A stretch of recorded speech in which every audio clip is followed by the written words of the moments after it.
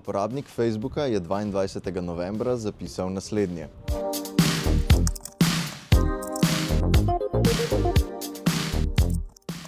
Avtor objave se je skliceval na trditev, sicer objavljeno na spletnem mestu Ameriškega centra za nadzor in preprečevanje bolezni.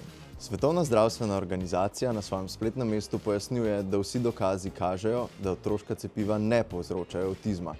Poleg tega, Evropski center za nadzor in preprečevanje bolezni poudarja, da danska študija iz leta 2019 ni zaznala razlike v tveganju za avtizem med cepljenimi in necepljenimi otroki. Tiskovna agencija Reuters opozarja, da objava CDC-ja izraža stališče nove svetovalne komisije, ki jo je sestavil ameriški minister za zdravje Robert F. Kennedy Jr. Ta je potrdil, da je objava nastala na njegovo pobudo. Trditev označujemo za neutemeljeno. Po pojasnilu NIJZ, povezava med otroškimi cepivi in avtizmom izvira iz neverodostojne raziskave, katere avtor je izgubil zdravniško licenco.